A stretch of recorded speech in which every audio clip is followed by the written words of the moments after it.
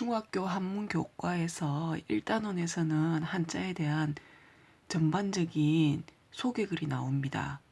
그리고 나서 2과나 3과쯤 넘어가면 한자가 만들어진 제자 원리인 육서에 관해서 중요하게 다룹니다. 보통 1학년 학기 초에 4주에 걸쳐서 이 파트를 배우기도 합니다. 육서라고 하면 한자가 만들어진 원리를 나타낸 것입니다. 보통 육서기 때문에 6가지 방법이 있을 텐데 중학교에서는 상형, 지사, 회의, 형성이라고 해서 4가지만 다룹니다. 한자를 처음 배울 때 학생들이 궁금하게 여깁니다. 이 많은 한자가 도대체 누가 어떻게 만들어졌는지. 그런데 한자는 특정 누구에 의해서 만들어진 것이 아니라 사람들이 생활을 하면서 필요에 의해서 더해지고 더해져서 지금의 글자 수가 이루어진 것이라고 생각하는 것이 학계의 정설입니다. 처음 사람들은 사물의 모습을 보고서 한자를 만들었습니다. 산 모습을 보고서 만든 글자가 산. 흐르는 강물의 모습을 보고 만든 글자가 물수.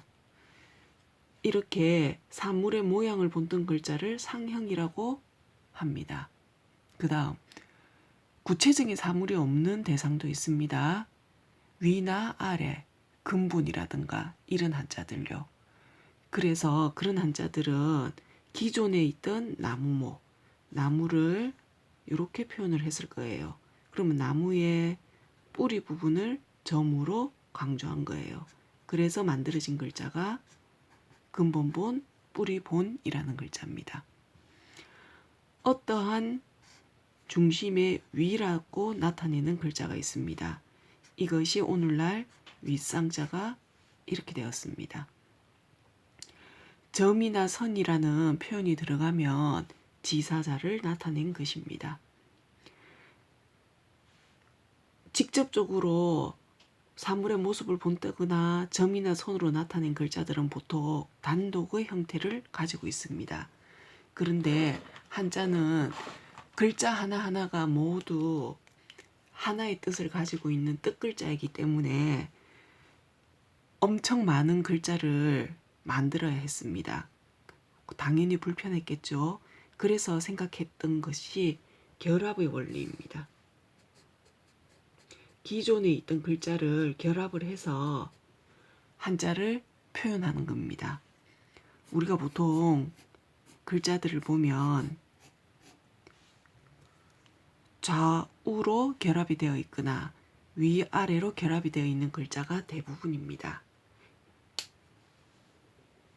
이 좌우나 위아래로 결합을 할 때 뜻과 뜻이 모여서 새로운 글자가 되었을 때는 모일 회자를 써서 회의라고 하고요.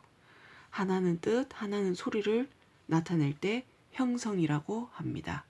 구체적인 글자를 보면 이해하기가 훨씬 쉽습니다. 나무가 있고 나무가 있어요. 나무와 나무가 모여서 큰 숲을 이룬다고 생각했습니다. 그래서 나무목과 나무목이 합쳐서 전혀 다른 림이라는 글자가 만들어진 겁니다. 앞에서 이 글자가 집이라는 뜻을 가지고 있다는 것은 설명을 들었습니다. 집과 여자가 합쳐져서 집 안에 여자가 편안히 있다 또는 집 안에 여자가 있어서 편안하다라고 해서 편안하다라는 글자에 편안할 안이 만들어진 것입니다. 형성자 같은 경우에는 그 글자 안에 소리가 있다고 하였습니다. 풀을 청을 배웠어요. 자, 풀을 청에 물이 들어갑니다. 그러면 물의 성질은 맑고 깨끗하기 때문에 맑을 청.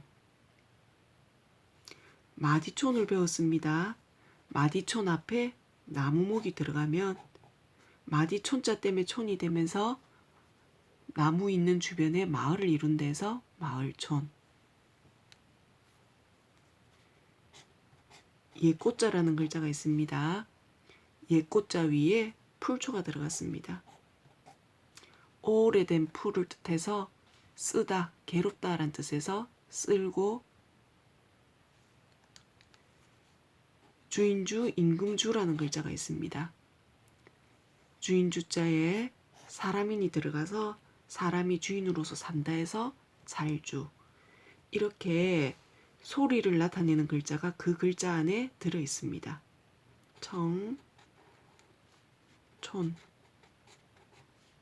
고, 주.